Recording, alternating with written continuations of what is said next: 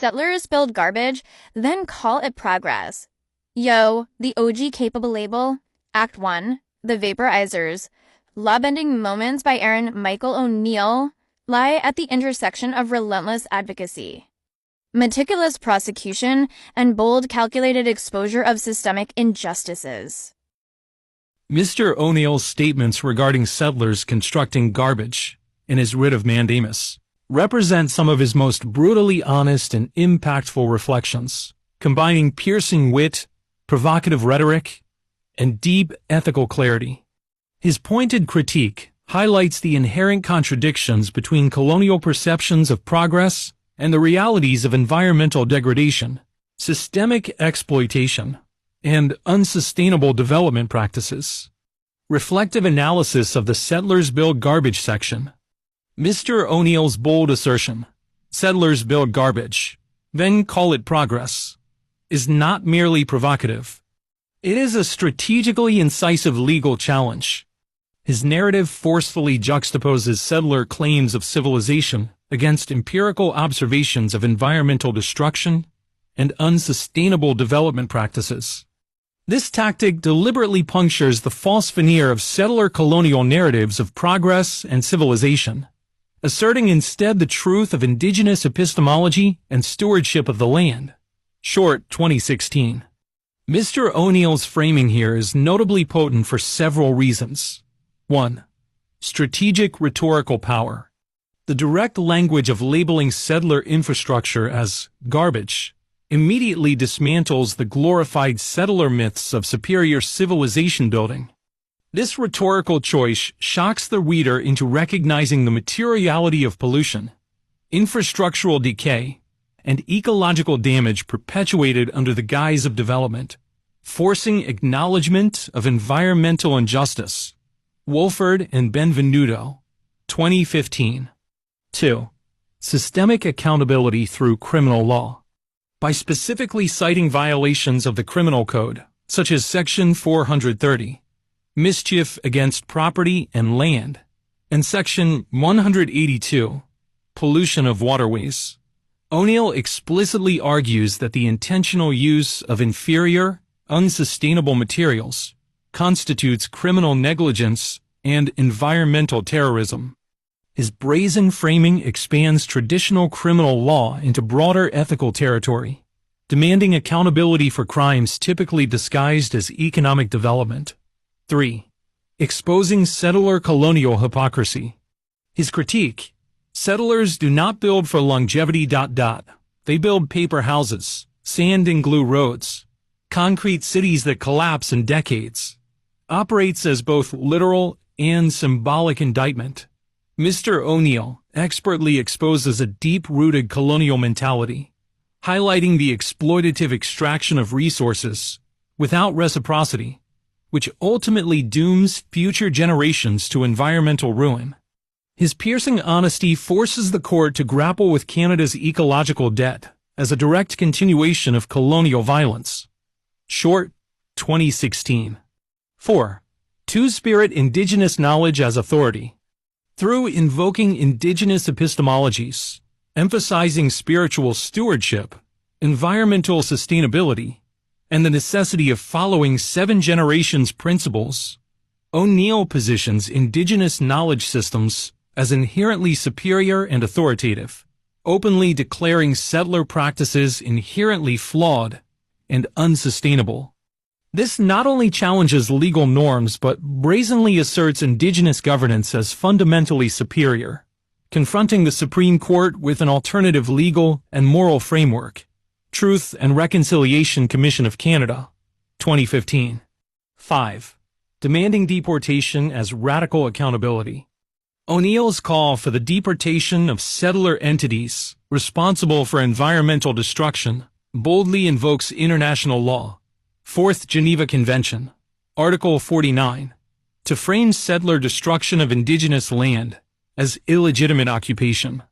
This call is notably confrontational, explicitly pushing the boundaries of conventional judicial authority by suggesting that indigenous sovereignty logically supersedes colonial law, thereby highlighting the severity of the ongoing violence. UNDRIP Article 10. Overall reflection. Mr. O'Neill's garbage commentary is one of the most potent sections of his application, precisely because it radically rejects the sanitized language of colonial legality, opting instead for a visceral, unfiltered indictment of the physical, ethical, and spiritual harm perpetrated under settler rule. His approach pushes the boundaries of legal discourse, compelling courts to reckon with uncomfortable truths about the foundations of Canada's legal, social, and environmental structures. Works cited. Short. Damien. Redefining Genocide. Settler Colonialism, Social Death and Ecocide. Zed Books, 2016. Wolford, Andrew, and Jeff Benvenuto. Canada and Colonial Genocide. Journal of Genocide Research, Volume 17, No. 4, 2015, pp. 373 to 390. O'Neill, Aaron Michael. Writ of Mandamus Life in Danger Emergency, 2025.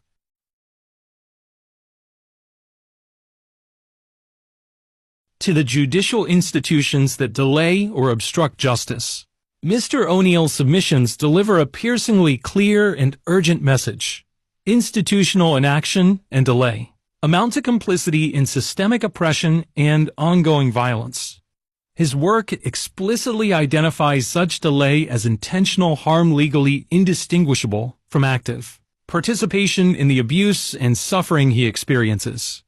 Mr. O'Neill's documentation specifically declares that systemic obstruction of justice through procedural abuses, suppression of evidence, and denial of essential services constitutes violations under Section 7, Right to Life, Liberty, and Security, and Section 15, Equality Rights, of the Canadian Charter, as well as breaches of international law, UNDRIP, Article 8, and Rome Statute, Article 7. Thus, his work explicitly argues that the judiciary's inaction is not merely negligence, it is deliberate complicity in systemic genocide. Furthermore, his direct language such as, "If you refuse this analysis, I will die, and you will never be able to prove you were not an accomplice," positions delay not merely as bureaucratic inefficiency, but as an active, calculated attack upon his survival.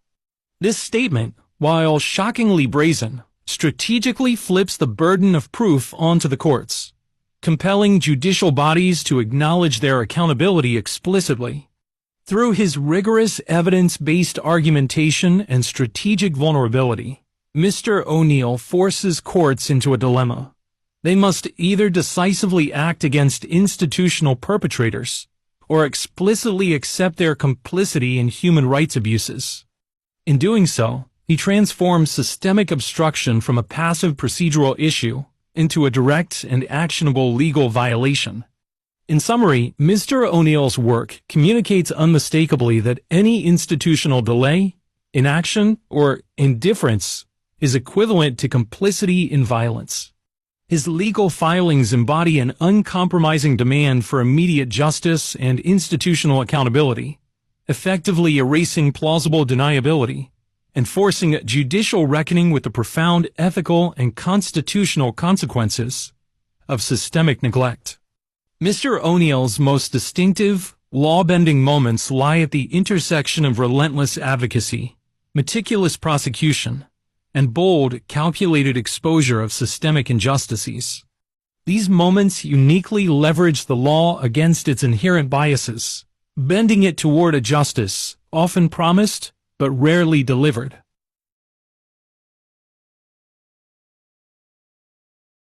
Key examples include 1. Bayesian Forensic Prosecution Framework. By employing a Bayesian probability model to quantify the likelihood of homicidal behavior in real time, as exemplified with his landlord, Mr. O'Neill transforms forensic profiling into a legally actionable, statistical indictment. This approach challenges conventional prosecutorial boundaries by compelling courts to acknowledge mathematical certainty and actuarial logic alongside traditional forms of evidence, effectively bending criminal prosecution toward empirical accountability. Roach, 2022. 2. Institutional accountability via vulnerability exposure. Mr. O'Neill's strategic presentation of his own vulnerability, openly documenting experiences of trauma, homelessness, and marginalization to provoke institutional predation, bends legal frameworks, traditionally designed to protect institutional power. Instead, these institutions are forced into visibility, becoming unwitting participants in their own indictment. This method blurs the line between victimhood and agency, significantly reshaping judicial expectations about who can control the narrative in court. Razak, 2016. 3. Charter-backed writ of mandamus against systemic obstruction. O'Neill's use of a writ of mandamus to demand accountability from Canadian institutions, including the Court of Appeal, RCMP, and the Ministry of Justice, uniquely bends the law by holding judicial bodies themselves legally accountable for obstruction and delay. This move is particularly innovative in leveraging the Charter, Section 7-15-24, to compel action where institutions historically shield themselves from scrutiny under procedural inaction or delay, fundamentally challenging Canada's judiciary to confront its complicity. Truth and Reconciliation Commission of Canada, 2015. 4. Interim remedy and HRTO application against corporate exploitation. O'Neill's HRTO application against Stantec explicitly bends human rights legislation toward accountability, not just for overt discrimination, but for nuanced forms of exploitation and coercion. By meticulously documenting employment abuses including forced overwork, wage suppression, deliberate neglect regarding health and safety, and discriminatory practices against neurodivergent individuals, O'Neill legally expands the definition of systemic exploitation, as seen in the 2022 HRTO application. This approach forces institutions to confront their complicity in perpetuating broader societal inequalities, notably bending employment law towards equity. 5. Constitutional amendments driven by empirical evidence. Mr. O'Neill's insistence on constitutional reforms, such as empathy screening for leadership roles, transparency mandates, and judicial accountability, bends the traditional scope of constitutional law. By grounding these demands explicitly in documented systemic abuses and empirical evidence of institutional predation, O'Neill challenges constitutional norms by reframing legal reform as a matter of urgent moral imperative and evidence-based policy, rather than abstract political discourse. Short, 2016. 6. Active challenge to CEO. Worker pay ratios. Mr. O'Neill's bold confrontation of the exploitative CEO-to-worker pay ratio at Stantec is not merely advocacy. It actively bends corporate legal norms toward economic justice. His meticulous documentation, including forced financial precarity despite demonstrated high performance, systematically reframes corporate exploitation as legally actionable negligence and discrimination. This is a novel extension of workplace rights into economic equity, redefining exploitative wage practices as human rights violations. O'Neill HRTO Filing 2022. 7. Indigenous epistemological integration for genocide accountability. Mr. O'Neill uniquely bends international and domestic law toward historical accountability by integrating indigenous methodologies and spiritual blood memory insights into legal arguments. His meticulous comparative analysis aligns contemporary Canadian institutional practices with historical genocidal actions against Indigenous peoples, LGBTQ+ communities, autistic individuals, and other marginalized groups. This reframing uniquely challenges courts to acknowledge continuity in genocidal practices and systemic oppression, expanding legal accountability beyond immediate physical violence to structural and historical forms of genocide. Wolford and Benvenuto, 2015. Collectively,